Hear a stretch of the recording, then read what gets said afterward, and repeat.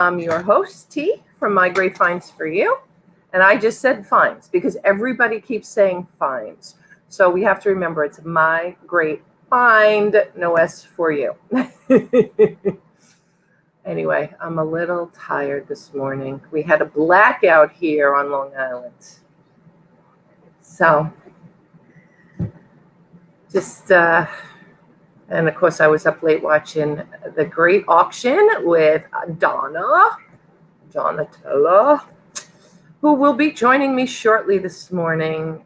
We can talk about some of the stuff that she sold last night, some great stuff she's got coming up. She's got another great storage auction coming up this week that she got. And if she feels so inclined, she'll tell you what that one cost her, and we'll talk a little bit about that.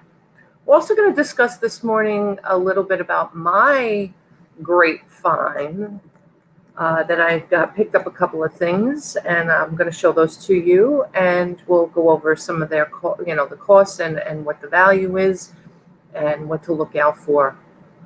But meanwhile, let's see and say good morning to everybody.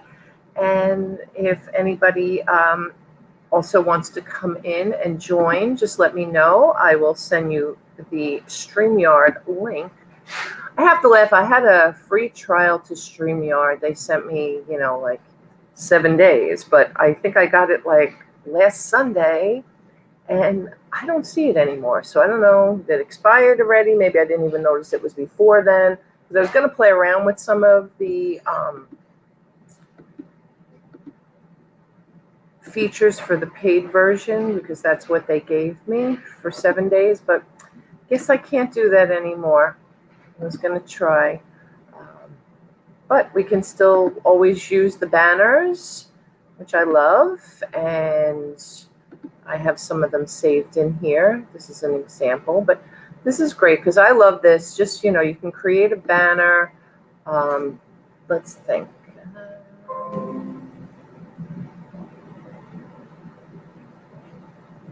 Also, for the comments, you can also just highlight on them and they can come across as a banner.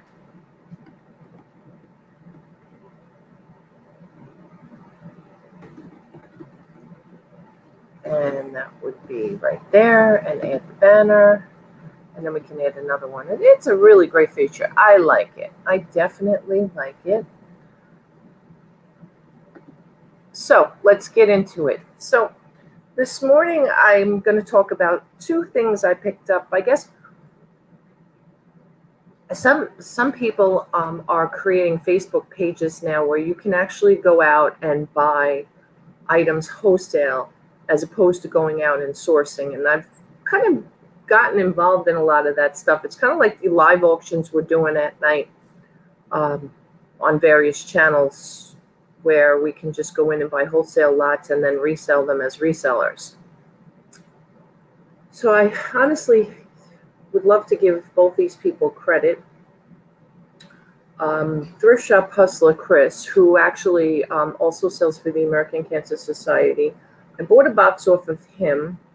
And then the other young lady that I bought of, I have to apologize because I cannot remember where I found her stuff. It was out on a Facebook group or in a Facebook page. It might have even been in the same Facebook group. I can't honestly remember, but it did. They both are of the same kind of genre, if I can use that word that way. Photographs and old newspapers, there is a word that I saw yesterday for the first time, and I'm sure Don the Auction Professor, shout out to him because I belong to his Patreon group and I'm always getting an education on this stuff. So I'm kind of looking for that stuff now too. Also takes up very little room as opposed to a lot of hard goods that we sell, and my bins for my clothes, things like that. This stuff is, it's photographs, things that lay flat, things that you don't have to have a lot of space for. So those of you who want to source things where if you don't have a storage unit that you keep items in, or you don't have an attic or a basement or garage or something that you're using, for your inventory, sometimes this is a better way to kind of go, is find things that aren't cluttering up and taking up so much room in your home. Now, of course, I'm the last one to speak because I have 2 bedrooms and a garage full of eBay and Amazon stuff, Poshmark. But at some point, we are going to downsize and we're going to look into other options. The newest option now coming to eBay is the for sale through eBay's platform, which probably won't be available. I'm going to guess second quarter of 2020. They're going to take a while to get fulfillment centers up and running. They're going to do some tests. They're going to run some pilots. They're going to put people, just in test groups to see, how that's going to work. I know there was a couple of resellers from, I want to say, Australia or England. I'm not 100% sure, but out of the country that were in a beta group for that, and they weren't really enjoying it. So we'll see if they revamp it, if they change it. Are they going to have restricted categories, let's say like Amazon does, where you cannot do fulfillment by eBay? And I'll just call it that for now because I don't remember exactly what they're going to call it. And how much are they going to charge us to ship things in? And how much are they going to charge us to store, right? Storage is a big thing with Amazon. People complain about storage fees all the time. So we want to see what eBay is going to come out with. But it's another great option down the road if you don't want to keep your inventory on premise, which is hard for a lot of people, especially if, you have a family, all your rooms are used, or you're only renting an apartment, things like that. Hard to keep a track of stuff and keep good. And then when you do get to, a certain number of items too, it does get daunting and overwhelming with bins and numbers and shelves, things like that, of where everything is. So that's tough too for most people. But let's go ahead and get into it. I'm going to grab one of my boxes here that I got. I'm going to go ahead and open that one up.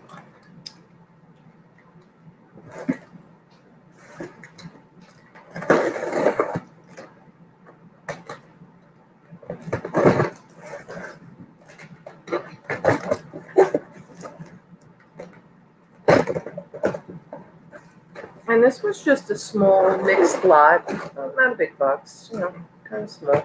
Small mixed lot of paper. I'm going to go back and take a quick look. I don't remember exactly what my cost was on this, but I'm going to tell you guys in a second. So go and open up my email so I can remember, or my eBay. Actually, yeah, I bought this. This link was on a Facebook group, but it took you to Chris's eBay store. So let's see, let's come here. I'm going to go down to my email.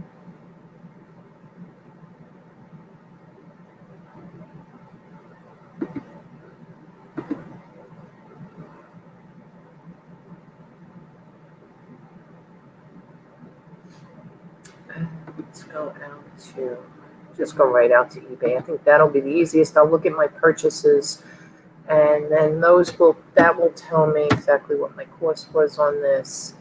And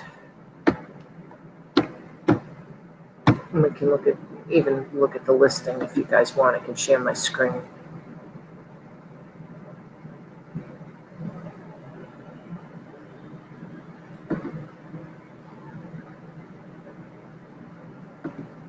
All right, so let me just put that, let me see, let me just come out here and we're going to take a look, sign in, and go to my purchase history.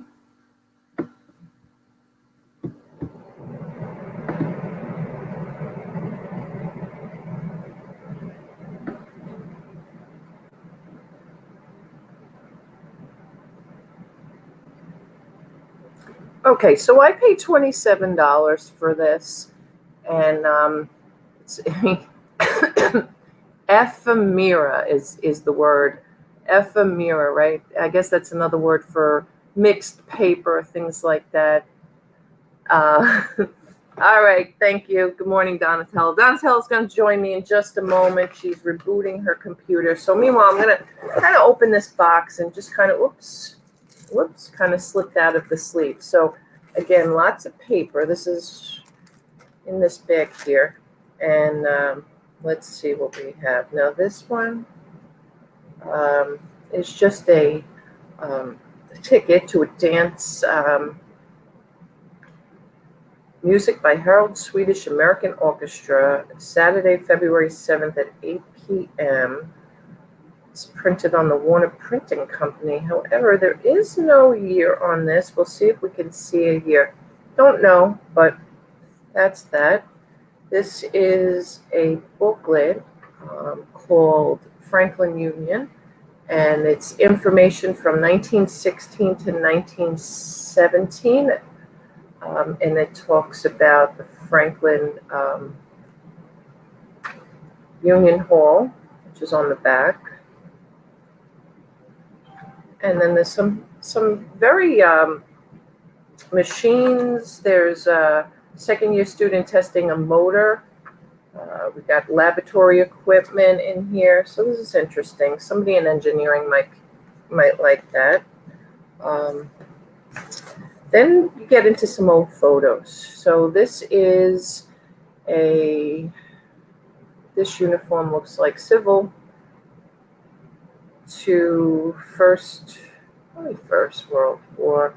You have the information. This was from Minneapolis, Minnesota. It tells you who the photographer is, and the photo is his name, and he's got his name, of course, there. War stuff, especially any gentleman in war thing, does sell. I sold a nice photo last week for about $16. I was asking $20. I took $16 on the best offer. But a lot of these photos sell well. Here's another one, a gentleman, probably 1900s. This is from Poch Brothers in New York, Manhattan, New York, on Broadway, 935 Broadway. The picture actually does tell you on the back who it is, Frank Hillard. I'm not afraid to say that. I'm sure this gentleman is no longer with us. Pictures that are 75 years or older are no longer the property of the original owner. So if anybody has a photo that's taken of, let's say, grandparents or things like that, if it's 75 years or older, it's not your property. It's not their property anymore. So you are allowed to sell it. You are allowed to do things. This is interesting. This is an old real estate contracts. These are pretty collectible. People like these. And depending on the area, people will look at it. This is actually handwritten in pencil. The name of the company that was selling this was Skelton Brothers of Chicago, Illinois. And this is dated April 7th, 1931. And it tells you who the person is. It tells you the address, 3909 Paris Avenue in Chicago, Illinois. So it was selling a piece of property in Chicago. And they made payments on this. And there is a whole payment schedule here, like a mortgage that we would have today.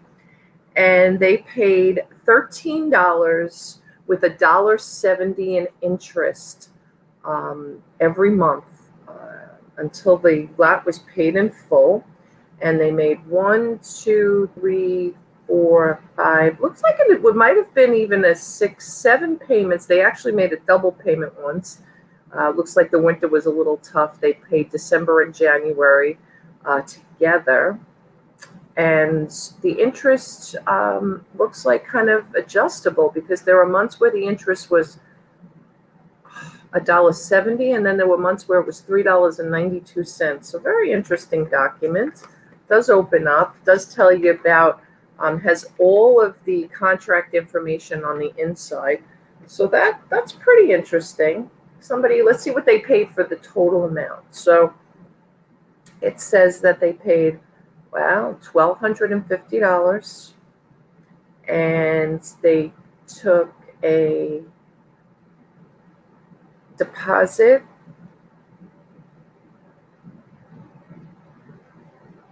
and then $13 due on the 8th day, at 6% interest. 6%. You know what you guys pay today, right? Rates are down.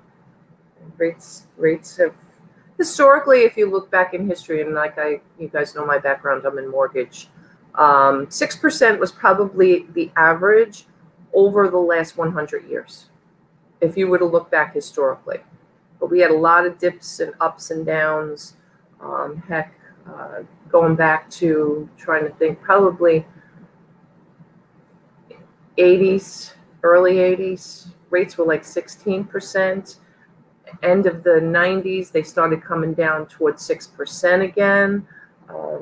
Obviously, most of 2000 and all this, last 10 years as well, they have fluctuated more like 3 and 4%. But this is an interesting document. Somebody's definitely going to want. That's a sought after document. It's a great piece of history. Get to see what was going on there with land and what things cost and how much money was floating around even in those days. That was 1931. Looks like there's a life insurance policy here. Let's see. Oh, actually, this is just the envelope, but it might be here somewhere. That's just in here. And then this is something from the post office. Again, just an envelope. Might be documents in here. We'll see. There's some old business cards. Business cards, depending on what they are, also can be highly sought after. A lot of old logos and things like that could potentially be. This looks like this might be an insurance policy in here. This is dated from 1935, and it is a death policy. It's an employer's life insurance policy from Aetna, and Aetna is still around today. So Aetna Life Insurance Company of Hartford, Connecticut. It is still here. It was written out to the sum of $1,000 in case of this gentleman's death to his wife. If he was to pass while he was employed with the company. Most companies today do include some sort of life insurance policy with employment.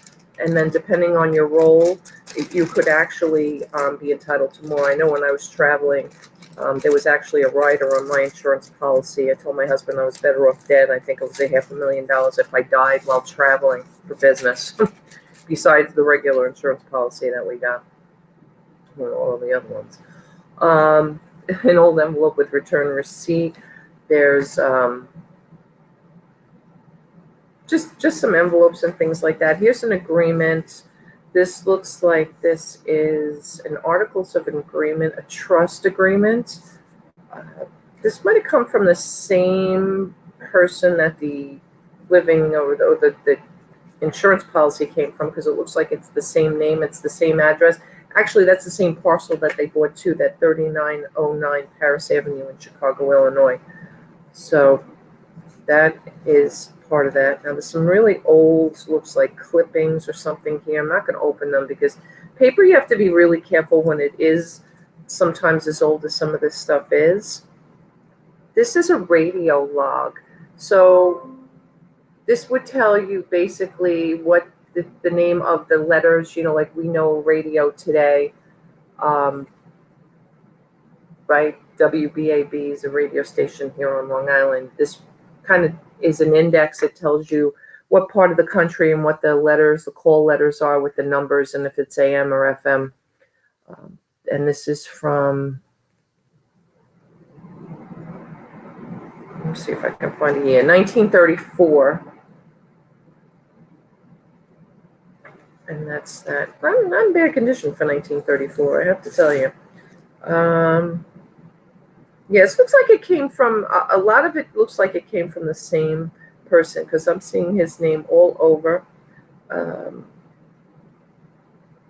It's just some receipts in here. So he was making $1 payment, and it tells you when he was paying it. And that's more papers. Let's see. This looks like a survey. Well, maybe not a survey. It looks like maybe he was involved in some some type of engineering. It's almost like it's scaled drawing with measurements and things like that. I don't know if you guys can see that, but that's what that is. Here's a paper from 1934. It looks like it is just some printouts of a specific, I don't know if this is the entire newspaper. It's the Evening Journal. It's the editorial page from May 14th, 1934. Roosevelt was president at the time, and they were just talking about a couple of things going on. Obviously, 1934. They've got some even Nazi persecution, aids to victims, things like that. So that's a little interesting. I'm going to spend time reading that, but I might. Here's another life insurance policy. This guy was pretty well insured for the day. This looks like a personal policy he might have had. Doesn't look like it was through any company of like his business. This just looks like this was personal. It's interesting too.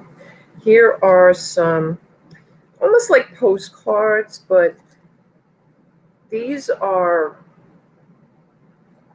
something maybe you would get on a trip. And actually, yeah, it's a little backwards. It is. It's like a brochure. Like, you know, when you visit some place, they give you a brochure. This is Cripple Creek Short Line. So it was a railroad that was climbing the backbone of the continent, Cripple Creek. I'm not sure where that is. This looks like it's probably somewhere out in California, but maybe Washington. Might go through both, not 100% sure, but I'll read a little bit about that too. But some nice photos, and then on the back it does tell you, oh, actually it's Colorado. It goes through the Colorado Springs. All right, so interesting. People who collect history and want to see what things look like. Who knows? This area could be developed now. I don't know. It could possibly be developed now, but that's another little collectible thing that will come, you know, in handy.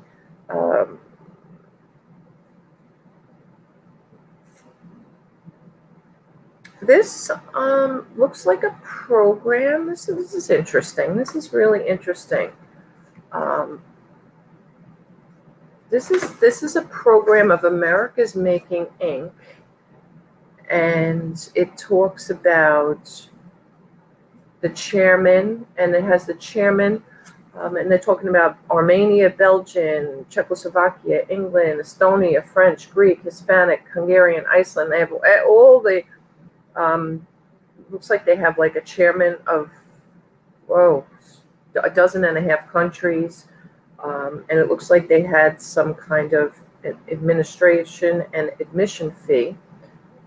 So it's an exhibit. That's what it ended up being. The state and city departments of education ran this, and they charged, let's see, 50 cents for adults, 25 cents for children in the mornings and the afternoons, and in the evening 75 cents for adults and still 25 cents for children. And it had a map here of how the museum was laid out, and it tells you what was going to be on display. That's interesting. So that was from October 29th to November 12th of what looks to be, what was this, 19? I thought I saw a year. Doesn't have a year, but again, it's, here, 1921. 1921. It's in really good shape for 1921. You got to think that's 100 years old almost, 99, 98 years. Good morning, Joy. Good morning, Donna. Guys, I'm going to put the link in here, whoever wants to pop in. I know Donna's going to come in. She's waiting for her computer to cooperate. But Joy, you're welcome to pop in if you want to pop in with me. And this is a concert. This is a little, tells you all about who's singing and playing and who the florist was. Because remember, on stage in those days, they really had to use a lot of real props, right? They didn't have a lot of fake props. So that's a cute little insert there. More insurance policies. Lots of insurance policies in here. These are also, if you guys come across these greeting cards, this greeting card is probably from the 30s. It's, it's a different type of paper than obviously we know today. Depending on what the scenery is, these again are really collectible. Be careful also because they can. And this is actually one that's not even written in. So depending if someone likes this snow scene in the woods with what looks to be some couple carrying some Christmas presents and a Christmas wreath, if you really look into it, you probably could put this and list this up for $30 or $40. You may not get that, but always put a best offer on some of this stuff because this is a possibility to get, $20, $25 for something like this. Good morning, Marrakesh. How are you this morning? Thank you for joining. Appreciate you guys coming in. Just going through a box that I picked up on. This was actually from, if you guys know who Chris is, he sells for the American Cancer Society. He was a guest on his show probably, oh God, it's got to be a month ago or so. But he's a nice guy. He's out in California. He's called Thrift Shop Hustler. And he had a lot out on Facebook in one of the groups that he was selling this paper, these paper items for. I paid $27 for this box. And it's a lot of photographs. It's a lot of greeting cards. It's a lot of just old paper. And some of this stuff you can get a few bucks for. It really depends on, what somebody's looking for. Collectible items like this are very long tail. They don't sell immediately. You have to find the right buyer for them. But one of my comments that I made earlier is, this could be 500 listings, right, in everything that I have here. And look how much space it takes up. So if you don't have a lot of space to list things, this is in paper and things that are like this are nice to be into. These are just some more greeting cards. This one will be a good one. This one with the elephants. And again, a lot of these aren't. This is going to be a nice one. This is a Hallmark. It's probably I'm going to say 1940s Hallmark card, maybe 50s. They don't put the years on them, but I can probably punch this number in and find out what year this card was made. Here's another one. It's a monkey and a cat, and just the graphics. A lot of people collect these for graphics. This was by Rustcraft. I don't know a lot about paper, but I do know something about greeting cards. One of my first businesses was a greeting card store, and this company eventually became Russ, if you guys know Russ and Company. So that's, yes, ephemera category on eBay, yes.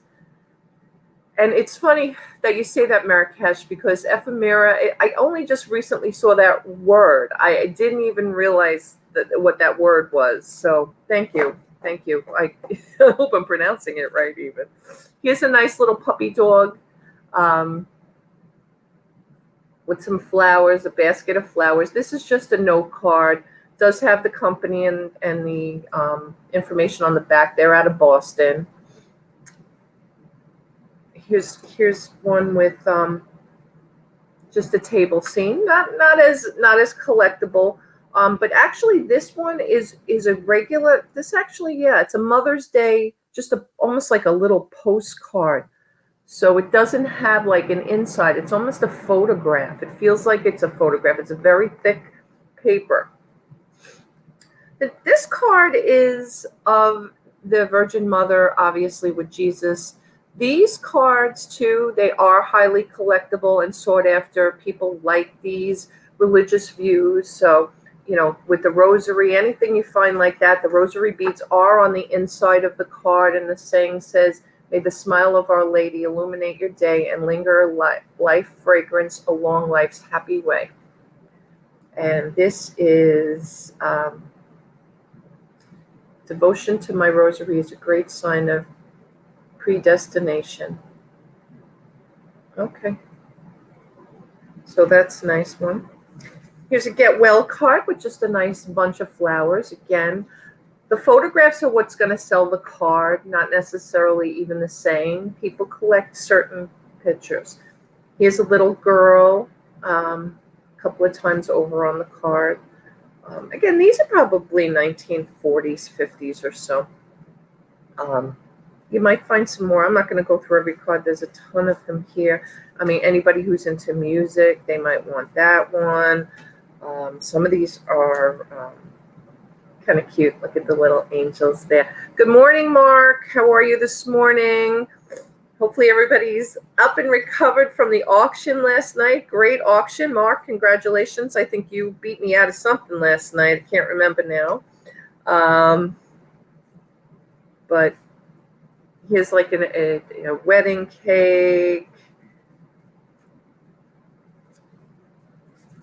And let's see what else we have here. Cats. Anything with animals on it, they sell as well. This one has a cat. Here's another greeting card of the same one I showed you before with the couple with the Christmas presents and the Christmas wreath in the snow scene. So those, very easy to store these, very easy to ship these. I do usually put a piece of cardboard, especially it's photographs. I do put a piece of cardboard in there to kind of protect them from being bent. Some people think they can just throw those. Good morning, Debbie. How are you?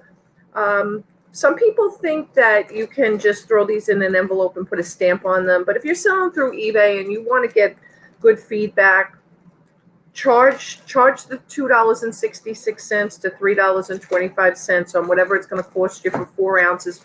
Put a piece of cardboard to protect the photos or any of the paper from bending. It's well worth it, believe me. And people will pay the shipping on these. They understand that there is shipping. This looks like, I almost thought this might have been a passport or something, but it's, no, it's this Scandia Athletic Club of Staten Island. So Staten Island, New York. And I put this from California, so I guess you never know. This is, I guess, his membership to the club. It's got it has a bunch of, very hard to read though, but it does talk about their rules and regulations, I guess, of belonging to the athletic club. And let's see if we can get a year on that. 1922. So that's what that one is. This is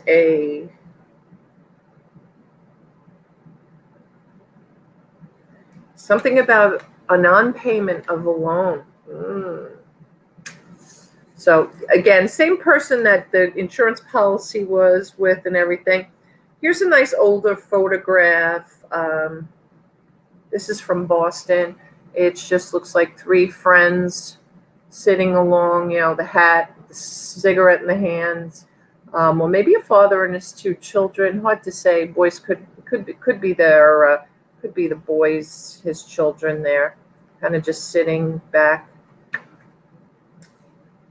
Here's another old photo. Looks like probably 1930s, 1940s, early.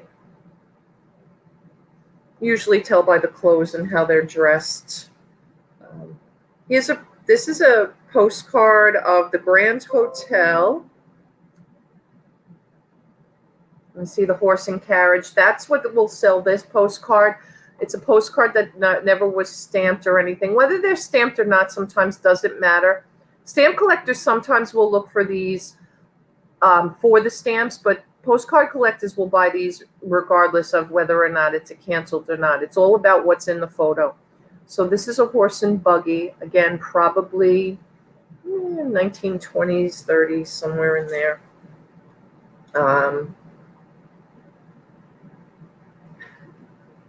Somebody was learning English, and there's some receipts here from the International Correspondence School, and it kind of tells you that he has completed certain courses. 1916, these are dated. Looks like, again, I'm recognizing some repeat names, so probably from a couple of different families these were gathered from. This is just a little child in the forest here on his property, probably in rural America. I don't have a photo It says Iris at 13 and a half months. And it's written, the months are written in another, I know it's months, but it's not written in English. It's written in something else. Here's another postcard. This is just a remembrance card. Maybe not as sought after or whatever, but it isn't a canceled card, so you never know. Some Christmas postcards. Here's one here. This is just almost like a double-sided, but they're both postcards. They're both in there.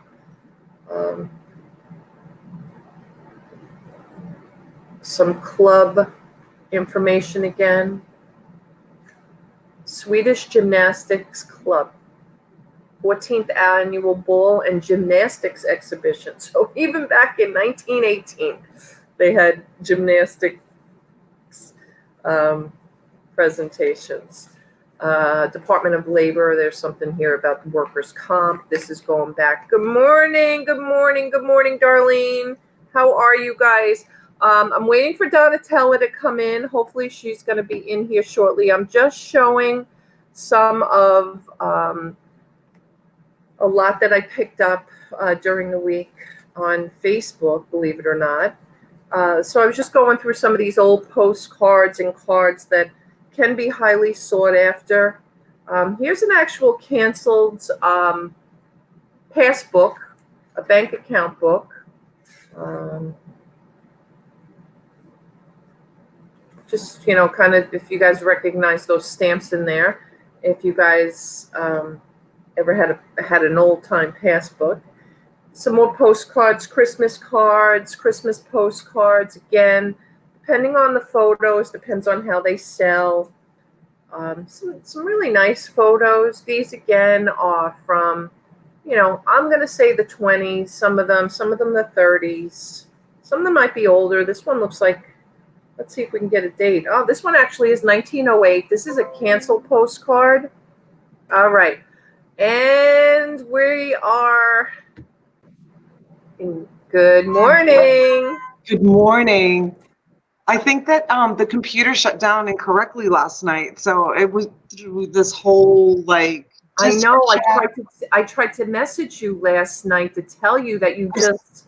I saw that this morning. So we have a brand new router, but there's my husband said something's wrong with the wire. I don't know what he said, and I lost connection twice last night during the auction. Oh, I know. But I've been listening to you. You know what, T? I have to say, it wasn't until I started watching The Auction Professor, right, that I found out that like that lot that you just bought, like the greeting cards and the. Actually, it was a few years ago. I looked up some old Hallmark greeting cards. Couldn't believe how much they're worth online. The following and the collectors that they have for just paper, it's just amazing. I know. I have some listed. They're newborn baby cards from like the 1930s. Okay. And 40s. I think I've sold one, and I think I have them listed for like, you know, the lowest I try to go is $11.11 in my store. Right.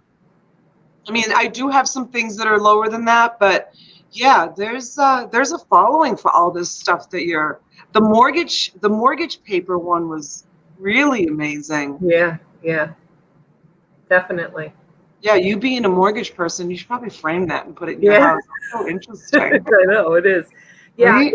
it's amazing some of this stuff. I mean, Don talks a lot about this stuff, and again, I follow him just because he's so knowledgeable in this area, especially, and he has a couple of Patreon videos out there where he talks specifically, let's say, about like the one that has the Virgin Mother on it, right, and the baby, or just floral ones, or just strictly Christmas ones. Like he's even down to specific years. He gets very granular with knowing exactly what's going to sell, what's not going to sell. You know, things with cats and dogs. That one with the two elephants on it, because of just the graphics on it. Some of them are amazing. I mean, he lists a lot of this stuff, and I've seen his store. He'll put it up there and out there. 5750 is his number. Like your number's 1111, his number's 5750. And he'll take a best offer, but he'll take a best offer sometimes at $22, even if he lists it for that. But he just puts it out there at that because sometimes collectors don't even haggle over price. And this is something too where you don't have to offer free shipping, because collectors will pay shipping. They understand to pay shipping. And even though this costs not a lot to mail, you could put this in an envelope with a stamp, but I wouldn't recommend it because you get no tracking. You don't get protection. They'll bend this. The mailman doesn't care. But if you put it in like a regular, envelope with a piece of cardboard, and you pay the $3 and whatever, you got tracking and you got protection. And I just recommend that. That's the way to go. But photographs too. There's a lot of photographs if it comes to any kind of naval or army or anything war related, worth a lot more sometimes than, just your average, there's one in here of a child, 13 and a half months old. It probably won't sell more than $8 maybe if I get that.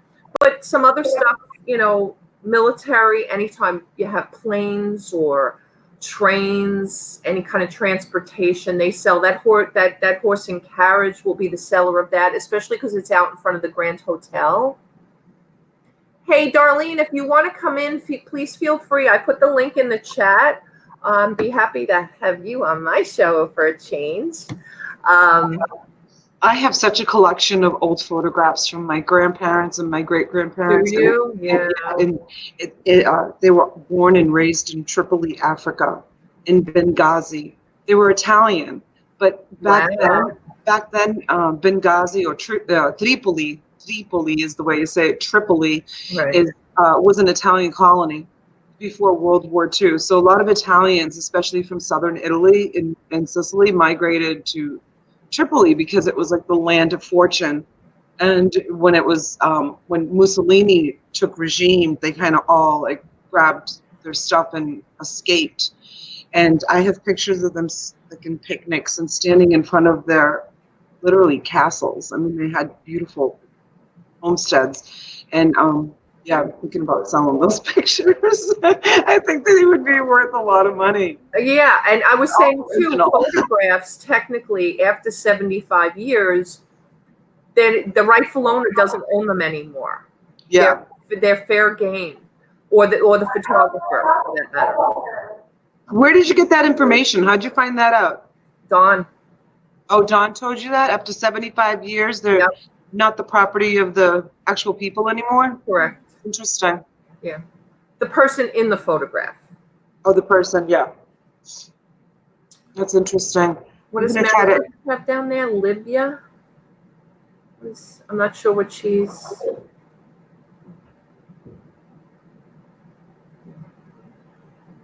I'm not sure what that means. I'm not sure what that means. But what's that? What mean? Marrakesh has in the chat Libya. You see that? Yeah, and then he put some sort of symbol. I don't know if he knows how to. Is that Arabic? Maybe he knows how to write in Arabic. Maybe. Yeah. Maybe.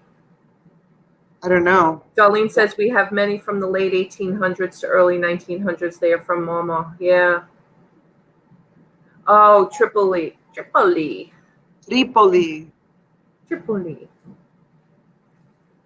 Yeah, I've got amazing photos of Tripoli back then. My dad, not to jump in on your show, but here's a funny little story. My dad used to always tell a story. He actually grew up in the same village as Gaddafi. Okay. And when they were very, very young, like 7, 8, 9, 10 years old, he said that Gaddafi would walk down the street and he would always be in front, and he'd always have like a gang of kids like behind him. And he would say things like, pick up all those stones and throw them at that building, like destroy the building. Wow. Like just even as a young little boy, he was always like a leader, and he had followers. Like people like listened to him and did what he would say. And My dad used to tell stories that he was always a troublemaker from the time he was like a young boy. And Wow. yeah, isn't that interesting that he grew Yeah. up like in the same village as Yes. Gaddafi? I know. Yeah, they escaped during World War II and they moved back to Sicily. Okay. Yeah, because all hell broke loose over there. Yeah. A lot of history in my family. Yeah. Well, Anyways, you're born in that country as well too, right, Donna? well, I was born in Italy. Yeah. I was born in Sicily. Okay. Yeah, my father migrated back to Sicily from Tripoli and met my mom. And my mom was like a village girl and from Sicily, from like the mountains of Sicily. They got married and had us children. And then my dad migrated to the United States. He came in 1967, and then we all came in 1969. Oh, okay. He came to Boston. He came for 2 years and worked and got his residency and worked his butt off and got an apartment and bought furniture and got it all set up. And we stayed in Italy until he could afford to bring us all over and not live off the system. Right. That's great. That's the way Yeah. you come here legally, not to get political, just saying. Not to get Just political. saying, it's just the way to come here. Everybody Yep. did it the right way. My grandparents came here the right way. Yep. Dad made sure that we flew over on Alitalia 747 jumbo jet. We did it all right. We did, and he was an immigrant, didn't speak the language, but he figured out how to get us all here with legal papers and green cards, and always worked so hard. And then he went to school at night to learn how to speak the language and became an optician and opened his own business and bought real estate. And Okay. yeah, hardworking man. Wonderful. How many siblings did you have? 4. Okay. I have 3. Okay. There's 4 of you. Okay. Yeah, there's 4 kids. Wonderful. And my dad had like a third cousin. That's the man that sponsored him. You needed to have a sponsor even back then. Yes, I remember. Yeah. Yeah, you needed to have a sponsor. So Guido was his name, Guido. Gee, not Italian at all. I know. He had migrated to the United States, and I'm not quite sure like if somebody sponsored him, but he had come in like the late 50s, early 60s. So he sponsored my dad to come to the United States and helped my dad with getting his, residency and everything that he needed to do. But my dad was a talented optician, but he worked in a machine shop just to work. Right. And earn extra money. Yeah. just to make money. And then he took English speaking lessons from a 3rd grade school teacher, like 2 nights a week to learn how to speak English. I learned how to speak English watching Sesame Street. Did you? Yeah. Well, they taught me in school too, but I remember watching Sesame Street and learning how to speak English watching Sesame Street, just like little kids do. Okay. Good morning, Jennifer Hayes. Thank you for joining. I'm going to try to pull up the YouTube. Okay. All right. Just don't forget to mute your YouTube. Yeah. And good morning, Miss Darlene. I don't hear you. What happened? I lost your sound. All right, can you hear me? Oh, now I can. Yes. I said this is my morning look, you guys. Good morning, Darlene. I threw on a t-shirt, brushed my teeth, and wiped my. That's so cute. I love that. That's very cute. I told my husband, I said, look, if you don't mind, I'm going to run in there. I said, because I'll never get on her show. Oh, it's all good. It's all good. Now, so we're talking a little bit, we're kind of diverted. I was showing some old stuff. I don't know if you saw like the old postcards and photos and stuff.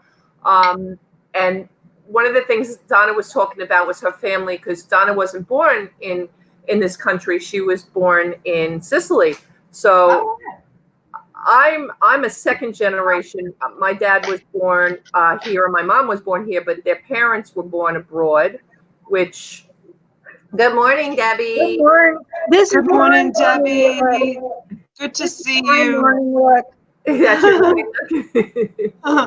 Broken It's arm all and good. It's all good. Thank you. Honey, thank you for letting me on. I just want to tell you all three of you ladies, I love you all so much. Aw, Thank thank you so you. much for all your prayers and That's cares. it. Oh, I know you do, baby girl. Yeah, I'm doing a lot better. The Good. pain medicine's starting to finally work. And I was able to sleep 2 nights in a row without waking up. So that's a biggie for me. Oh, for thank sure. goodness. So anyway, morning look. Got the puggy dog or Frenchy dog on today. Well, I had to get a little bit together since it is my show, right? So I had to get a You little look bit pretty together. cute. You look pretty cute. Donna Lou, you look pretty cute too. I didn't I do had a the great auction last night, auction honey. I was wore out. I went to bed. Oh, you didn't make the auction? No, I was worn out. Yeah. I was Oh, worn out last night too. I'll bet you were. How did you do, babe girl? You know, I think I did well. I haven't, I should probably keep like a running tab, like, as the things sell, but I don't. I just write the person's name and I either put it on the box or throw it in the box. I haven't even totaled up, but that woman's lot, Rebecca texted me, that mystery buyer came in and said, tell me the year. I don't know if you were on during that, but Oh, the year on the Levi's jacket? yeah. Yeah. And I got that out of my hoarders unit. I've got probably 600-700 pieces of vintage denim between jackets and jeans and all of that. And I haven't gotten to them yet. I've bought like 4 storage units since then. Right. They're kind of like buried. I've got to get to them. Excuse me. But yeah, Rebecca texted me. So the woman's lot was like at $65, and then this woman, this like mystery buyer that hadn't bid on anything, she came on and she was like, "Is Darlene, are you frozen? It looks like she's frozen." Oh, yeah. No, Okay. she's just waking up. Yeah. No, So now this she's good. Now you're good. Now you're good. Okay, yeah, now you were frozen for a minute. So this mystery buyer came in and she's like, tell me the date. She told me just the location. I didn't even know that these jackets had dates. So we all learned something, Yeah. right? And so I told her the date and boom, $100. Wow. So Rebecca sent me a text and she's really good about looking stuff up. You do it too, T. Yeah. Looking stuff up while things are on auction. Because, that's proof that I don't look things up. I literally pull from my piles. So when people buy stuff from me, like, I don't know what's the value of this stuff. Like, I just throw it in the box. So T said So what that. year was the jacket? I'm just curious now. So yeah, it sells in the upwards of $200 plus, the Wow. denim jacket. She paid $100. But you know what? I was telling my husband But that wasn't the morning. only thing in the lot either. Remember, Huh? Donna doesn't sell one piece. She sells. I mean, I'm going to kill her I at understand. some point because the boxes she sends are overflowing with stuff that you didn't even. Oh, this box is all beautiful designer clothes, the whole entire box, and including the denim jacket. And I And you was had telling, other Levi's in that thing too. Oh, Those yeah. Levi's don't go cheap either because they're vintage. they're all, yeah, I had like 3 pairs of vintage Levi's. So I was telling my husband the story this morning, and he was like, "Oh man, you got to start looking everything up." I'm like, you know what? First of all, I You can't. don't have time. I don't have time. I can't look everything up. But the good thing about that is that woman, that mystery buyer, that was her first time in the auction. Maybe She'll be back. Yep. Maybe she came to me through Instagram or who knows, because I posted on Instagram. So here's the deal. Yeah, she's coming back to my auctions, Why can't Daddy drive you?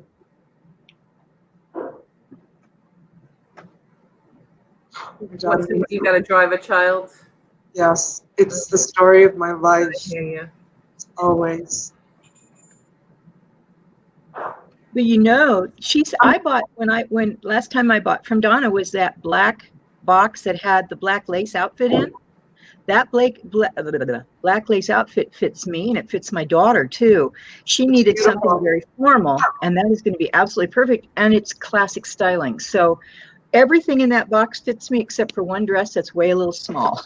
Other than that, everything else, I can have one of them that needs to be taken in because it's way big, but taking it in and having it tailored are worth it. So Yeah, the shirt I had on last night during the auction came from that collection too. So those clothes came from again a friend of mine who's very, very affluent, and her aunt died, and she donated to me, gave to me her entire estate of clothes, jewelry, pins, pocketbooks, everything. The woman wow. was never married, never had children, and uh, Katie is her name, was like her daughter. And so after she died, Katie had to go in and kind of liquidate her estate. And she donated things to me that she knew I could sell on eBay. Yeah. So that black dress, and I sold a white one that just me, Kathy. She got it. The brand name is Macrame, and I kept for myself, and I usually wear them during my shows because they're so beautiful. Yeah, that top you had on last night was beautiful. Yeah, that top. And then the other day I had like a blue and turquoise one on. It was a two-piece. It was a two-piece outfit. I kept for myself like 4 or 5 of those lacy, pretty. I love those lacy tops. But the one that I gave to you, well, not gave to you, the one that you bought, Debbie, the black one. I mean, I loved it, but I was gonna keep it, but then I thought, I don't know when I'll wear like solid black like that. That So top is so versatile. It can be worn with a skirt with a tank. It can yeah, be worn with a pair of jeans and a t-shirt tied yeah, up. I mean, yeah, I it's know. very versatile. And my Beautiful. daughter said, "Why would I want to wear that, Mom?" I said, "Imagine it as a boho with a or with a t-shirt under it." Oh, Yeah, that'd be cool. Okay, yeah, got it. yeah. You know, Nice Thanks, quality. Glenn, for stopping in. Glenn's here, Swamp Picker. He's going to go work on his shed. Okay, Glenn. Thank you for stopping by. I always bye, appreciate Glenn. Bye, Glenn. it. But before you ladies came in, we were talking a little bit about some history, because history, I was never a history buff in high school, but over the years I've become a little bit more into history, and it's really pretty interesting to find out, things about it. That's why I'm now collecting all these things. So Donna was talking about the fact that her family, kind of migrated here from Sicily. And, I'm not a first generation or second. I guess I would be considered second generation. No, I'm third generation, right? If it's my grandparents who migrated here, my grandfather came through Ellis Island and, on the boat. And both my grandfathers, one from Greece and the other one from Ireland. So I've got a lot of mutt in me, so to speak. But my husband, I can trace his family back to this country to 1640. Oh My yeah. husband did that. 1640. Could you imagine? That's how far back. He's comes from a descendant of 3 men who fought in the American Revolutionary War. Like, you've seen their grave sites in upstate New York. You've got to see the family tree I've done. So that's also what made me get into history a lot. What does your history look like, Deb? Well, my grandmother, I thought, was 100% German and Irish, and come to find out she's Irish Russian. And she came from Russia to Germany, and then her family, I mean, that was her family, and then they moved to the United States, and my grandmother ended up in Arkansas. My real dad, or my bio dad, as I call him, was born in Oklahoma. My mother married him when she was living in Missouri. No, I take that back. She married him when she moved to California. I take that back. So he's got people from Oklahoma, Arkansas. My bio father does. He died when I was 4.5. And my mother's family has also got some French in them. So I'm kind of a melting pot in my own right. I'm waiting to get my 123andMe done. I've had it for too long, but just haven't done it. Got to send it in.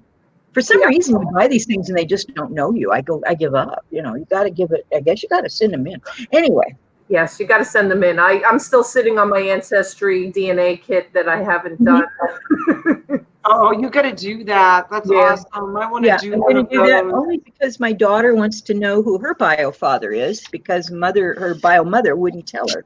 So we're going to find that out. We're going to find out about the rest of our relatives. My uncle, who lives in San Diego, has done the family tree to the point where he explained a lot of family tree to me, but and he had all the right databases because he just retired from as a consultant from the DEA and from the FBI and the CIA and all kinds of stuff. And he wrote a book. I've got an author in the family. My uncle wrote a book, a true crime book, which is pretty cool. So it was about prohibition, and I didn't buy my bedstead. Very good book. Oh, Very okay. good. So You'll have to that's tell where us family what the comes title- from. They're pretty What good. the title is. Pardon me? You have to tell us what the title is. It is great. Now you put me on this spot. Now I got to go get the book. All right, you'll tell us. Good morning, Mark. Thank you for joining us this morning. Appreciate you stopping by. So we're kind of just talking a little bit about history this morning. We kind of got involved in looking at some what you would call ephemera, which is paper, which is does have a lot of history in it. And then we're just kind of talking about one another's history. So Darlene, are you first, second, third? You longtime United States American, or you come from other countries, your family? To tell you the truth, I guess I don't really know. I don't really know. Okay. I mean, I'm sure I know my grandmother. Now, my grandmother had a lot of Indian in her, and I could tell in some of my uncles on my mom's side. But I really don't know. Oh. I look up my excuse me. I look up my last name, which my real last name is Perry, and that I think that says it's oh my gosh, Perry comes from, I forget, England or something. So I don't know. Oh. Trail of Shadows. Trail of Shadows. Okay. My uncle is B. Lee Charlton. Okay. And he's got a sequel that's coming out in regards to this. It takes it even further. It's about two men during Prohibition that belonged to the FBI that were slaughtered from within.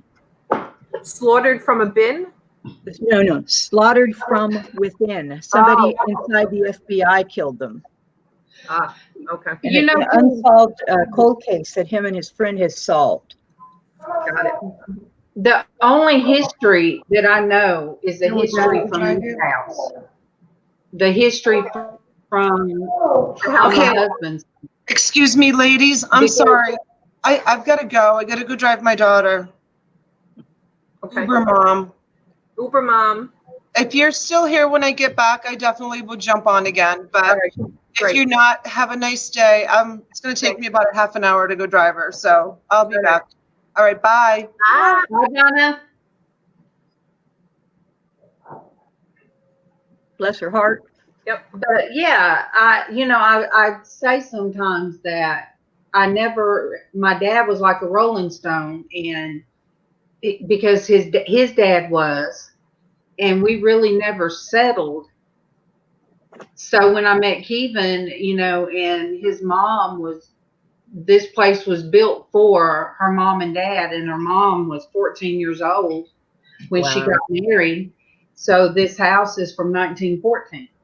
Oh. So the rocking chair that I rock, let me see. I think the rocking chair, Mama's mother was rocked in it. Then Frances was. Then she rocked Kevin. I rocked my kids and my grandkids. So 5 generations in that rocking chair. Isn't that great? That is so cool. And the piano is one that was bought, I think Mama knows the exact date. We just pushed our bed up to that piano because piano's too heavy, and that's our headboard. Oh, I mean, a lot easier because you can't move that sucker. Yeah. So, she still has the paperwork on it. So the only history that I've come across is the history here. And it goes back. There's letters, there's pictures that go back to the mid 1800s, and postcards. And every time I find stuff like that, I set it aside. Yeah. So I don't know how families could throw that away. I know people say, well, it's hoarding, but I don't know. I can't. Go ahead. I'm working on something for you, honey, and you are going to be shocked, but I can't tell you what it is.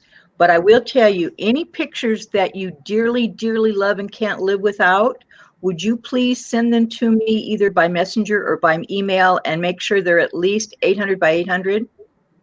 Who? You. Oh, all Just right. some good pictures, like you just told me about the piano and a few other things. Send me, I would say 8 or 10 pictures, but I can't tell you what I'm making yet. And you It's said, going to take me about 3 months because I'm crippled. all right. I have to look. I have to write stuff down. All right. Please do. They have to be You what? just told me that, so I wanted to make sure to tell you I'm working on something that I just know you're going to love. They have to be 800 by what? About 800 by 800 in DPI, which means that if you scan them in regular, they might be a big file, but send me a biggest file as you can send me. One at a time if you have to. Through Okay. email? You can send it through email. Yes, ma'am. If you Okay. have a scanner printer, do you have a scanner printer, Darlene? Yeah. Yeah. Ask Casey. Casey can help you. Yeah. And my email is, as you know, is debbiedoessales@gmail.com. You can't miss it up. Marrakesh says Dutch first immigrants arrived in America in 1609 in New York. Yes, and honestly, my husband's family followed right behind them. And like I said, 1640, Dutch and German. And I knew we got along. See, there, we're both German. yeah, I'm not. No, it's my husband's family. I'm a Well, I mutt. like him too. I have like probably that much German in me. Predominantly Irish and Greek, with Polish, English, and oh my God, my father always says I'm an Anglo-Saxon Balkan, whatever that means. Well, I have a I friend. have everything in me but Italian and Jewish, and I live in an area where it's all Italian and Jewish. I have a friend who lives in Long Island, and her name is Callie. She's Greek, and she goes by Perfect Finds for You. Oh, okay. Is that not funny? Yeah, that is And funny. she lives close to you. She is a real hoot, just a hoot. Okay. I just love listening to her talk. I just love that girl to pieces. We've become Look, very good friends. my dad was a sailor, but I imagine he was cussing. If he was smoking by 5 years old, I'm sure he was cussing by 5 years old. That was my husband's father smoking at like 7 years old. So my aunt was actually a very late in life. Her mom was like 51, 52 when she had her. So she thought she belonged to my dad and that he just left her, because he was in the Navy. But she's 10 years older than me.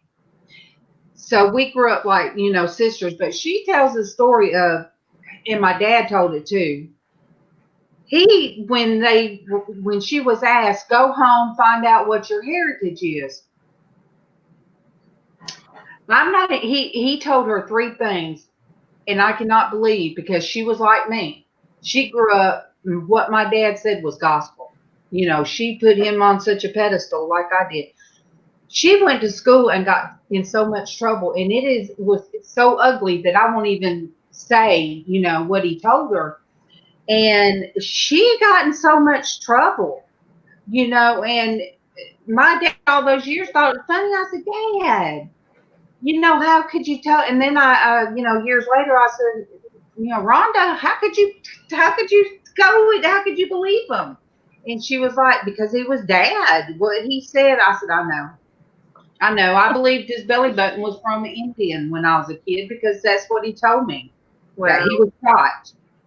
I mean, I just believed everything he said. But talking about heritage always makes me think of that. My dad was, I just come from my mom is not politically correct as far as what things that she says, and my dad wasn't either.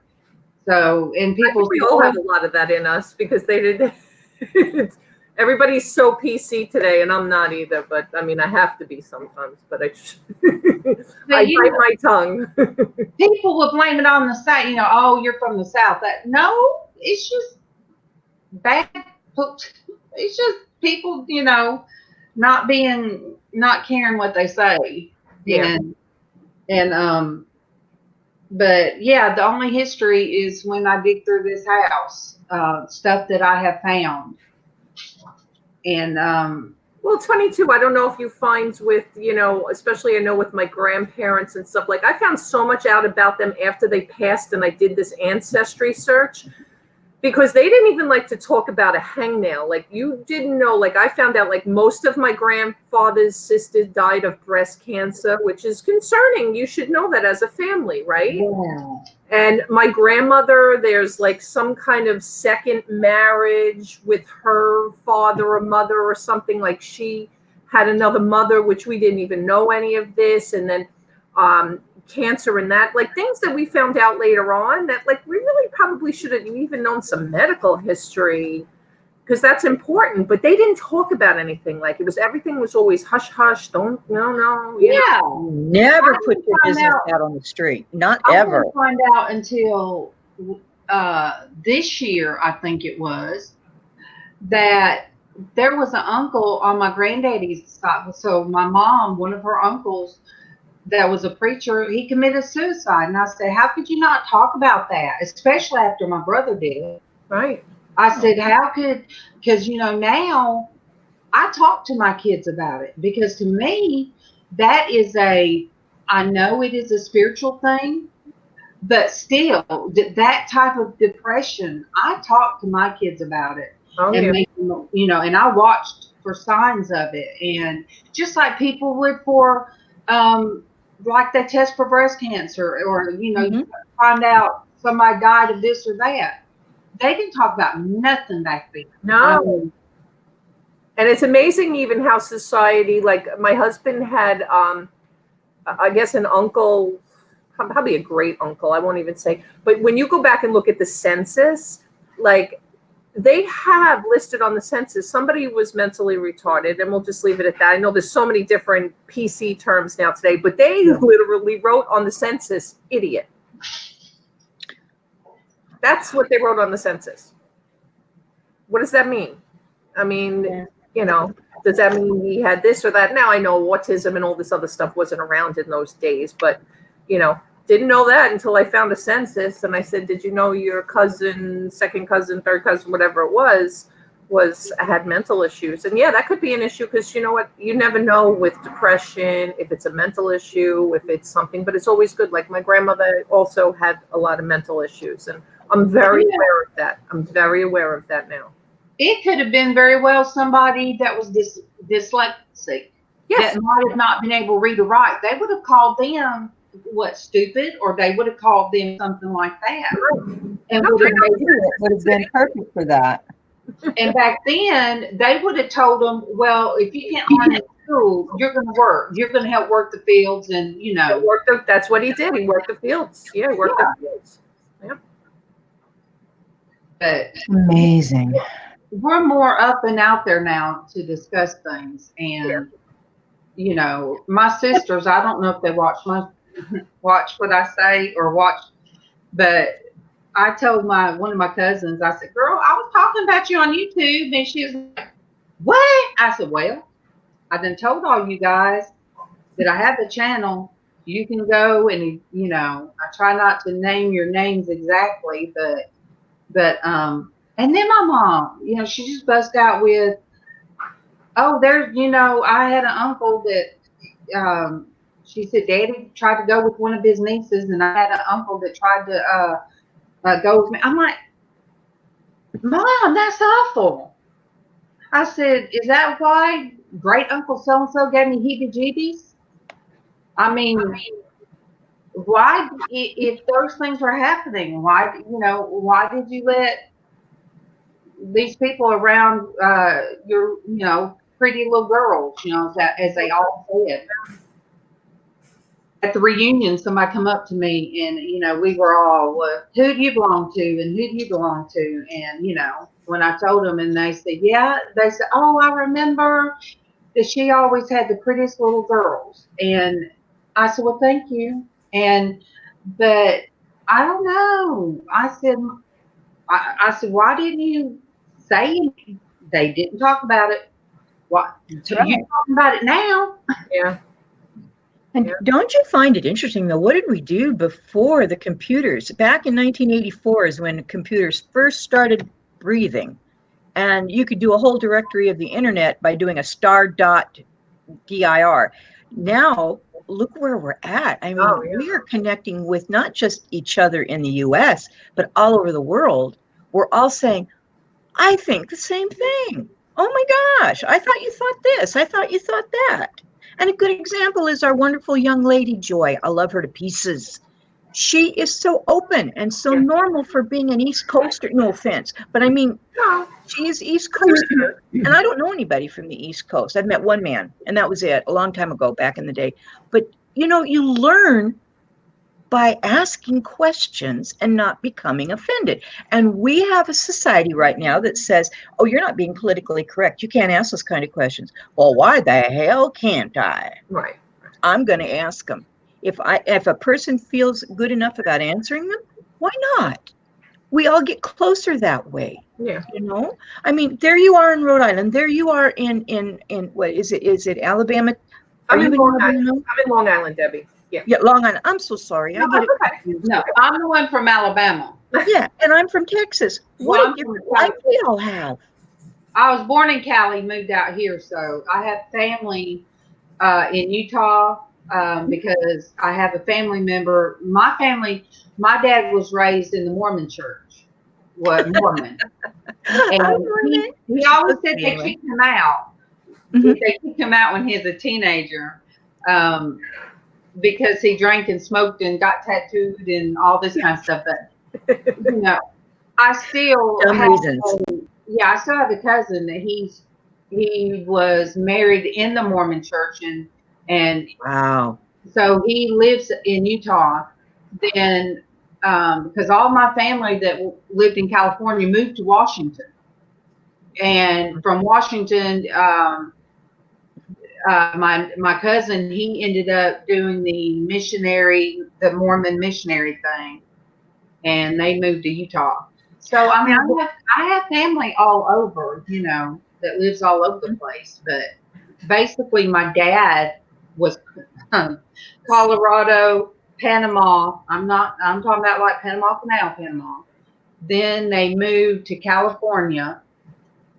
He had an uncle that worked at Warner Brothers, well, Hollywood, you know, back. Oh my gosh, that would have been my sister was born in the 50s, so that would have been the 40s or 30s, you know. Wow, the golden era. Yeah, so you know, I just like I said, all over California and all over Alabama that we live. But until I moved in this house, I didn't have roots. I just and Mama, you know, kids grow up and go away. Me, I stuck with my mother-in-law. We went everywhere, and I met a lot of Keevan's kin people. You know, I mean, and I heard stories and and you know, so I learned a lot of history. Now, Mama has put her history on a CD for her kids. Good. Good. For her Good. kids. I love that lady. She's I crack. remember- I love her. She's I fun. remember going to Lafayette with Mama one day. It was back when Mama was still driving, and she and I went to Lafayette, and we met some aunt, great somebody, that talked about the silver they put down the well. This one was real old, and this was like 30 years ago, and this woman was like in her late 70s, might have been 80. And she talked about their family, you know, put their fine silver and their stuff down the well during whatever, you know, war that's how they had anything to survive. Yeah. So I can't tell you what side the family or who it was, but I made those trips with Mama, you know. I enjoyed it. I just soaked up anytime we visited any of her elderly family. I soaked it up. I loved it because It gives you a base. It Yeah. gives you a base to draw from. And that's Yeah. wonderful. That is so good. so I'm glad she is doing, that she put it out there. And some of her videos, we talked about one of them she made. Yes. The video she put people's faces on, and she's going to do another one. So Debbie, is Debbie on one of them? Yes. Debbie, you're on one of my videos. She did one with the YouTube community, and I love her. I love her to pieces. But the one she did before that was her family and photos growing up, and it was really nice. And I'll have to go back and look. When was Mama born? What year? Mother, but a woman that age can put together a collage like that with music. Good morning, Kevin. Good morning, Kevin. What year was Mama born? I mean, she's unbelievable. Yeah, and so Debbie, you're out there on that video. She asked me, "Do you think people will mind me putting their faces out there?" And I said, "I don't think so, but all they have to do is, tell you, I wish you wouldn't." Listen, if we put our faces out here, why would we mind? Right? True. Darlene, when was Mama born? What year? Wait, do what? Steven's laughing. I said, what year was Mama born? 1940. Is that a 40? Sacrilegious question? No, because I have to go every time I go to the pharmacy. I say 4140. They say, well, and I had to keep it in my mind because I was tired of writing it down. But she was born in 40, and her mom. So when she was 12, her mom died when she was 12, and her mom was her mama was 52. So see, even then, Frances was like a later in life. I just love her to death. She's 10 years older than I am. She's a mess. No, she's not. She's a mess, but she's my mess, and she and I can. You're lucky to have a mama like that. I had, look, what's Mr. I wish I could think of what Ms. Doubtfire said. I'm a hip hopping whatever granny, and something. That's my mom. That's my mom. We'll have to have a YouTube 80th birthday for her next year. She would be shocked. So she's going to do another one, Debbie. She's going to try to add more people into the next video. And I don't even know who's out there. I can't see anybody. But everybody, I'm in my PJs. I'm going to get me another cup, girls. I'll be right back. But, yeah, T, when I woke up, I'm like, what time is it? And I come in here and I looked at the thing and I said, Casey, oh, T's on. Let me see if I can catch her.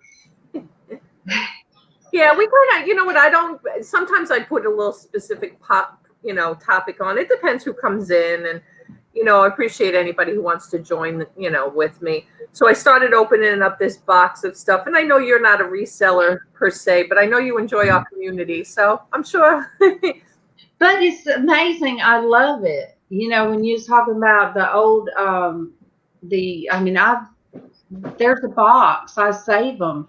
There's the last letter from my uncle that was in Vietnam. I think he was 20 maybe. And he wrote it and he said, Mama, I don't think I'll see my next birthday. Wow. And he didn't. He died in Vietnam. Did you say he was a twin? Huh? Say he was a twin? No. Oh, okay. Oh, I'm sorry. No. So I had that letter because I put it in a small wooden box that my uncle told me, now when I'm gone, I want you to have this box. I said, okay. And so I took it out of the trunk, which was a cedar chest. The cedar chest, And when I come across that, I was like, wow, so I put it in his box for me, because had I not, I wouldn't have got that letter. Right. And, my mom said, well, I'm going to burn all those letters because it's none of nobody's business. And I'm like, oh, no, that's a part of history. Right. And see, that's the typical, don't tell anybody. That's, But, I have it. I have it. But And there's a lot, even in my own family, and I'm sure in a lot of families, like I can trace, like I said, my husband's family back, and it's only because it's here in America or in the United States, right, that I can go back through census records and things like that to really get the family history. But my father's side, like my father's side, because they were Greek and they migrated to Turkey during wars and things like that, churches were blown up, all the records and everything gone. Like my mother, even not born, she was born here. Her father was born in Ireland. Actually, her mother was born in Ireland. It's funny. She always says she was English, but she was actually born in Ireland, but grew up in England. You can get those church records. You can go back, like in Ireland's very particular about their church records. Like I can find the church records from 1700 of the churches. You know, the only thing we can't find, and we joke all the time that my grandparents weren't married because the church they were married in, the church burnt down, so there's no record of their marriage.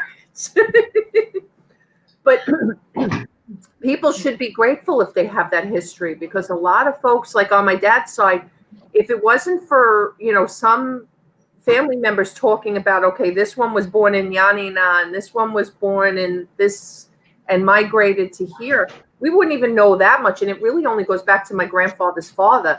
Can't go back any further than that, because again, people didn't talk about it. There was so much war, and you know, they were third world countries back then, really. well, my dad, the issue come up about his birth certificate when a doctor, I was a teenager, a doctor messed his arm up. Yeah, it was supposed to be shoulder surgery, and he cut through a nerve and just left it. And my dad had no use in his arm. And so, and the same doctor messed up a couple more people. So, of course, my dad had to do a lawsuit. And in order to do that, they asked for all kind of stuff. So when it come up to his birth certificate, he was born supposedly in Alamosa, Colorado, I think. But they had no record. And he said when he joined the military, he somehow, I don't know how he did it, but he joined the military with just, I think, a school record. And he lied about his age. I think my dad joined the military when he was 15, 14, 15. He was young. Right, And right. even then he was married, and the girl was 14 when he shipped off, you know, in the Navy. But he didn't have a birth certificate. So there was a big, you know, thing about trying to get documentation for him to do the lawsuit. But, you know, I've never seen my mom's and dad's wedding marriage certificate. Hey, I have mine. You know, and Mama's is in the frame. And when I asked my mom about it, she gets snippy about it. She says it's nobody's business. I know. See, that's the mentality. That's So the only way I can go to, I checked with one county, but I guess they got married in another county. And I'm going to go there and I'm going to get it, you know, a copy of their marriage certificate. I just won't tell her. right. I mean, you know, there's a big deal because my sister's first birthday landed on their anniversary, their first anniversary, and there's just this big family thing on both sides of, like, my dad's family and my mom's family, that I told you, as people die away, the older generation, the next generation starts telling things. So I don't know, T. I guess my kids, I just put all my business, you know, tell them stuff. I tell them. And, you know, my daughter would have known if she'd done the math. Wait, you and Daddy's been together 33 years, but I just turned 34. You know, yes, I was married before. He, you know, your daddy adopted you. Casey was 9 years old when he was told. I mean, we just didn't talk about it. But my stepdaughter, on his 9th birthday, bless his heart, she just told him one time, well, Tiffany, not your real sister. And he was, Wow. yes, she is. And My stepdaughter knew better. She Right. was 16. She knew better. It was his birthday. Being a sibling. Attention. So he looks at me and he's like, Mom, I said, well, Casey, I said, yes, I was married before. Your sister is your sister, but I was married before and your daddy adopted her. He busted out crying, T. And he said, and it wasn't that anything that about whether or not his sister was his sister. It was, Mom, somebody else kissed you. That was Oh, wow. Oh, that's heart-wrenching. Wow. How precious. a little 9-year-old learned that his mama kissed somebody else. And it wasn't that his daddy was married to Miss So and so first. It had, all he cared about was that I kissed somebody else. Wow. So he learned, and Tiffany learned at 4 years old. We told her when we got this new birth certificate of her adoption, we told her at 4 years old. So, we never really had to talk about it. And It's tough on a child, it really is. well, And I didn't even. yeah, I know think we about didn't it. know back then, but when I was 14, I had suspicions. My mother had gone away for 2 weeks. I started digging through the old mail that I wasn't supposed to go through and Yeah. found out that my real dad was not my real dad.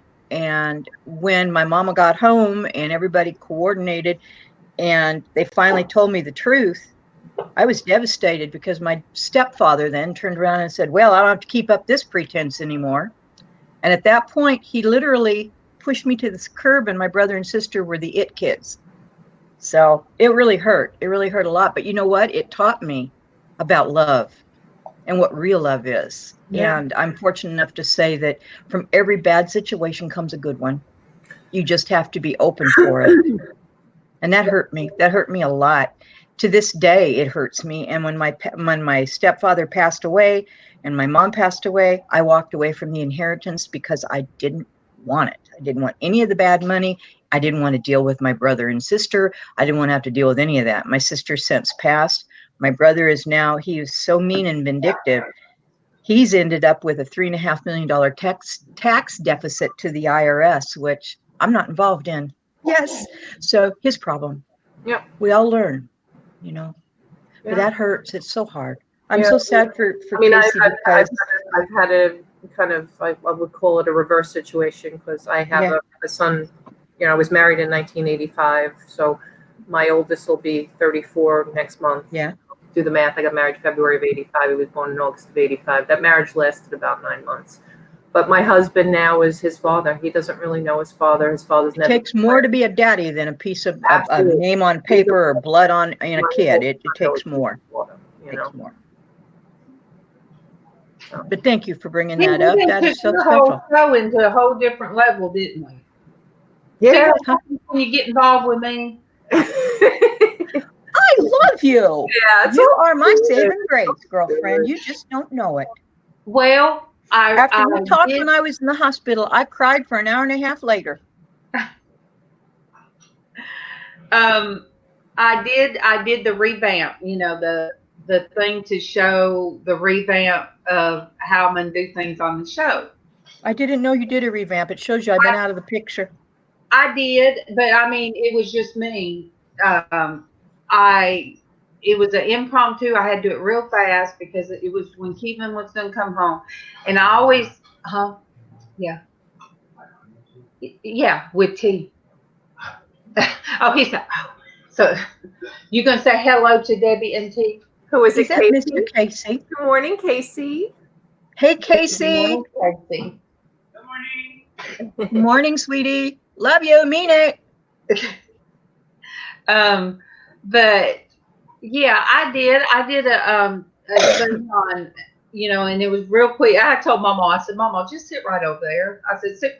Well, why? I said, well, just sit there with me so I can do this real quick. And it's like I have somebody on the panel, and but yeah, Debbie, I I just felt that I had to get back to what, God wanted me to do. And I always I always send a message to Tracy. I said, all right, Tracy, how was it? Did I do right? Was it appropriate? That's my go-to, that's who Your I am. sounding board. Yeah. And she said perfectly, yes. And I said, okay. I said, because I was so nervous. So Okay, I'm confused, Darlene. What did you change? T's Hey, looking Judy, down. how you doing? She saw me look at it. Oh. I love his face. I wish he would smile and be in picture more often. He does. He has a porch church. He I does it know, but every. doesn't mean he can't stick his head in and say hey to me. They can't see. There you go. Thank you, Casey. How Love you, buddy. feeling, babe? Okay, go ahead. How you feeling? I'm feeling better. That's good. My attitude is back, so that must mean something. I just don't know what it means. And Casey was in here when I told her, oh my God, T's live. I had to put my hair on. Him and that hair. But, oh, you guys, I'm sitting here with I've got to take all this stuff and put in my closet in there. I've got my rainbow Bible and all this stuff sitting. And I'm thinking, look, it's so hard to deconstruct my hat. I said I deconstruct it, but You did? You took it apart? You took it apart? Do what? Did you take the hat apart? No, it's still, and I'm like, do I deconstruct it or do I just wear it again? No, you wear it again. You wear it again. I didn't see it.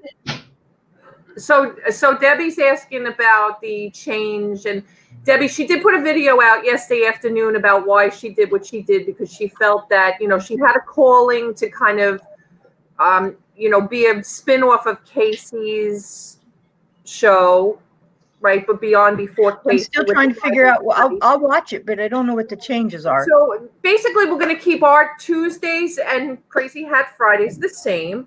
But Monday, Wednesday, and Thursday, she's going to really have more of a female panel, and it's going to be more religion-based. Even Throwback Thursdays this week, she did Women of History in the religious and in the Bible.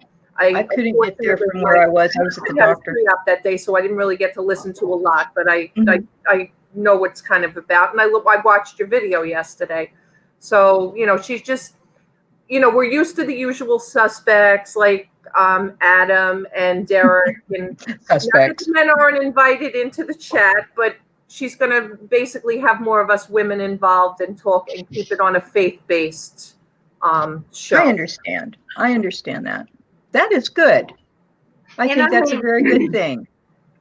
And I've had Swamp Picker and Land Shark Picker and Derek and all of them come in the chat to support me, and so and I mean I don't know. I mean, one day I might, because I still want to interview Bobby Plowman.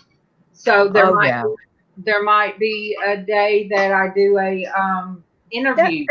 That whole thing is completely makes sense. And like with Craig and with Glenn and all of them, they are the sweetest people. As far as their hearts are concerned, I love their hearts. They have got good souls. And I don't see people, I see souls, if that makes sense. Yeah. Yes. And when I see souls and they're good like that, I just want to just jump for joy. They just make me happy. You make me happy. You make me happy. Well, thank you. Tee's on this side and Darlene's on this side. I'm surrounded. But I'm watching my big fat cat. She better not knock nothing off. But I don't know. I just I had to get my joy back. I kind of lost my joy for a little bit and lost my way for a little bit, and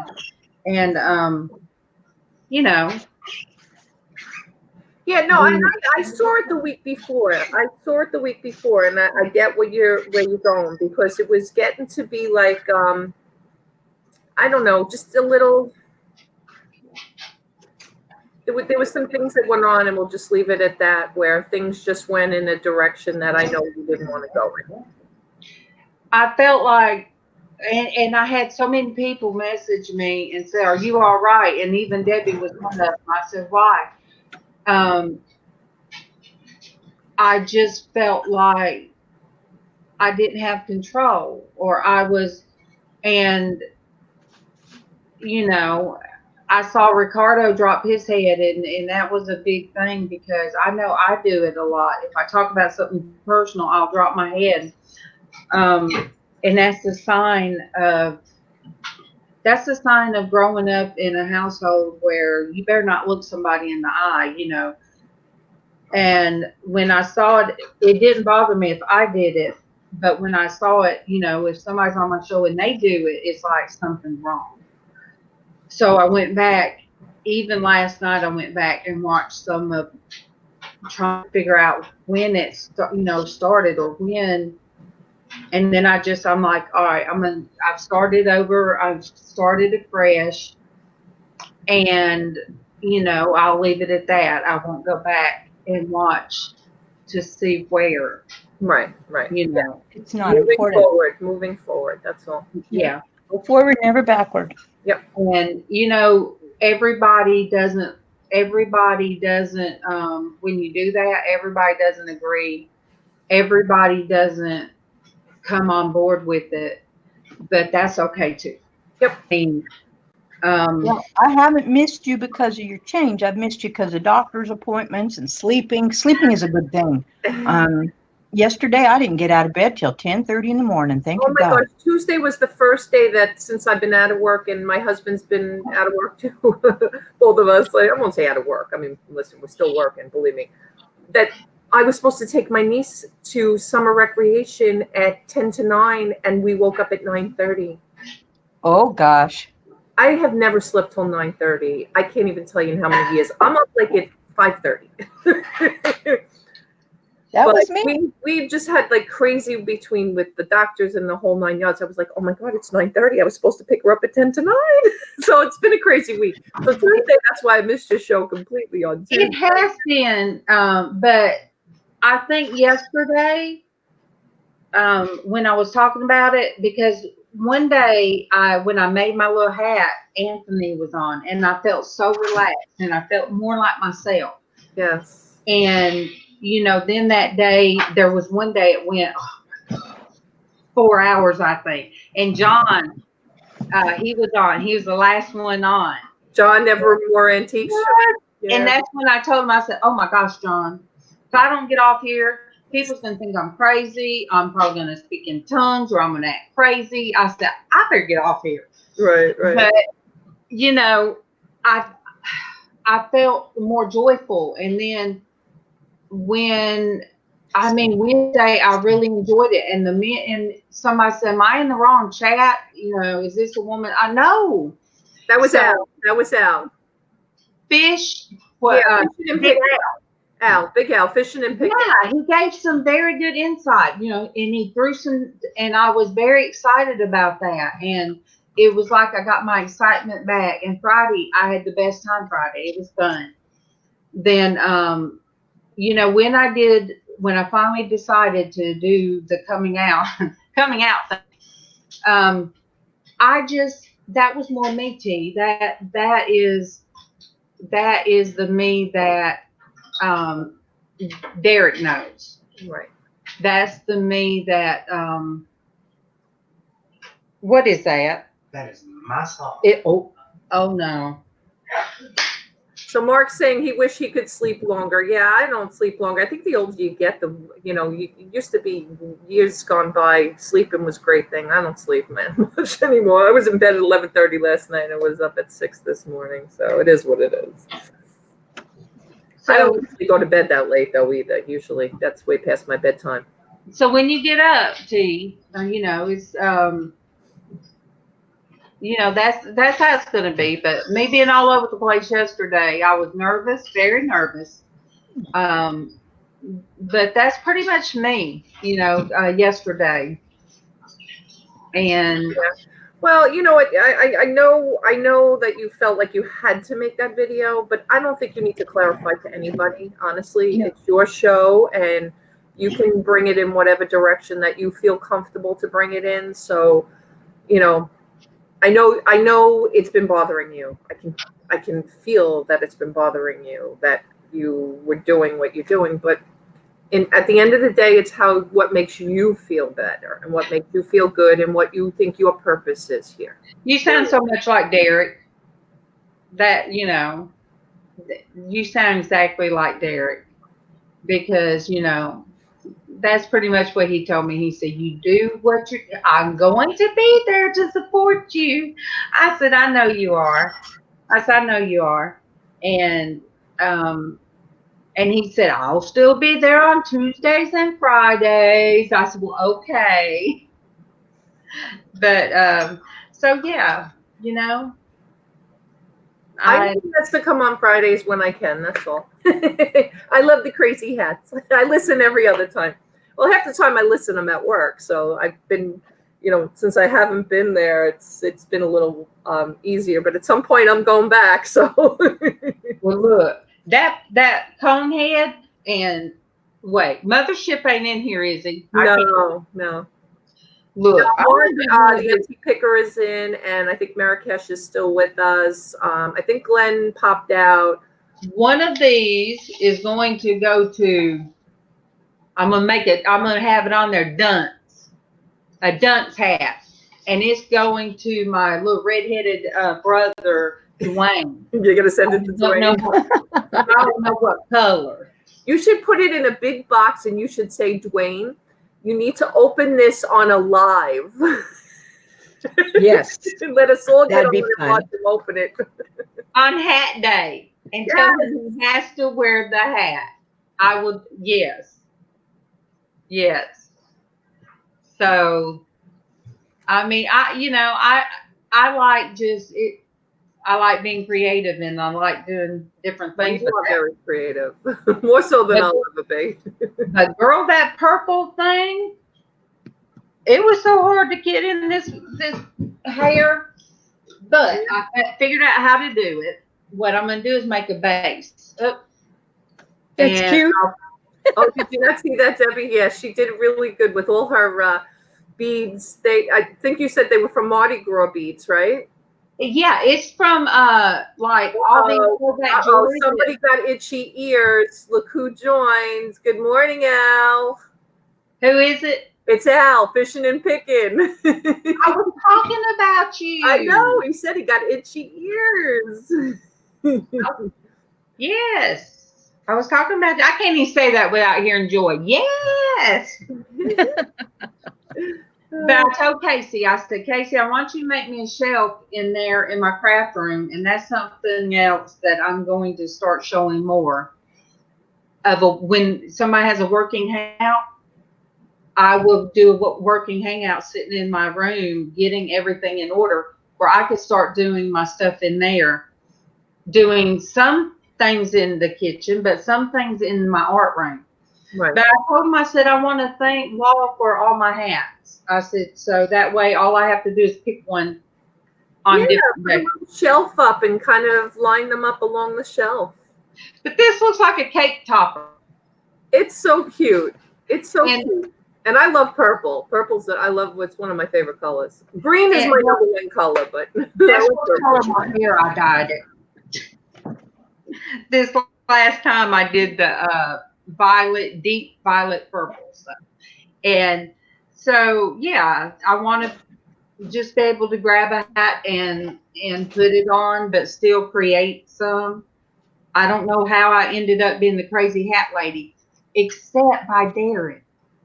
When I wore one of them, he was like, okay, now I want you to make some, and then you're going to be on my auction and you're going to sell them. I'm like, okay, I'm not a reseller, but all of you guys have taken me in. And I get all these invites to join these private rooms for resellers, Donatella and my new girl, Tiffany.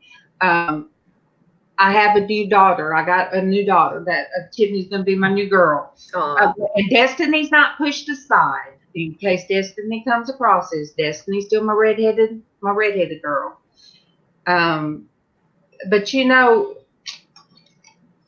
with heartache, God has brought people in my life that have, you know, make me smile and brought my joy back. And, you know, Pete, you're one of them. Thank you. And Debbie, and it, you know, I told Keith, and I said, I got a real late message last night. I'm usually asleep by 11, and I got somebody telling me what I meant to them. And I'm like, baby, what do I do? I said, how can I mean something to somebody that much that at 11 o'clock they're thinking of me?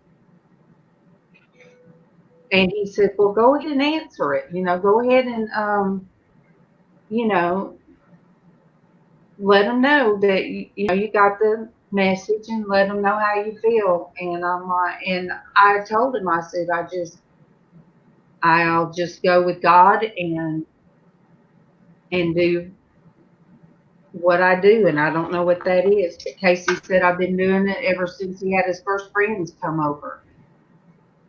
I mean, you know, and some of his friends, most of the girls come from troubled homes, and one of them asked me to adopt them because they were in foster care. Oh, wow. And she asked me, They and were I said, lucky to have you, Darlene. They were lucky to have you. and she would be here all the time. I'd pick her up for church and all that. And I said, but baby, you wouldn't like my rules. You love me now. You love me. But you love me because you can come hang out. But for me to be around, you know, you to be around me every day, you know, some of my rules you might not like. And I said, and I would tell my daughter's friends that would come up and ask me.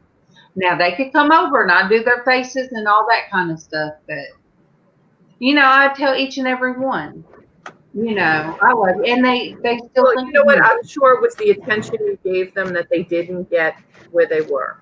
And Yeah. And like I said, sitting at this table, and that's why Casey said, Mom, do just like you talk to everybody. And the young man that he was beat to death, he stayed here. He slept on Casey's floor.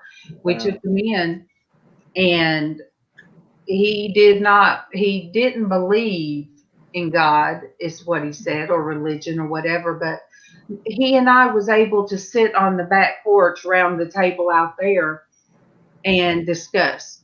He discussed why he felt like he did. I discussed my belief. But he was diagnosed schizophrenic, but he didn't act, you guys, I wasn't scared of him. right. Such a sweet person. Mama loved him. Everybody that met him loved him, but he was just not medicated. And he left from here, and he come back one time, and then he left again, and we've opened our house to so many people, and he ended up, somebody beat him to death. Wow. And it was hard on Casey, and that's been like 2 years ago. And Casey, you know, said, you know, Mom, he's not going to heaven. I said, why do you say that? You don't know. I said, Casey, I said, he and I had the same discussions. We would sit on the back deck. He listened to me. We talked back and forth. You don't know what his last words were. Right. You don't know what his last moments were. And I said, people that are schizophrenic, that are non-medicated, that is a real bad disease. That is a very bad mental kind of thing. Yes.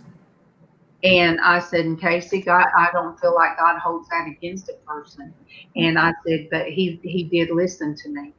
And he never, you know, never again, if we taught religion, he never again said he didn't believe. So I said, Casey, I planted a seed, at least I feel like in my heart. Maybe he was brought here for us to love him, to show love. And I said, we don't know what he took away from it. I said, so don't think that. Think positive. I said, when you think of him, think positive.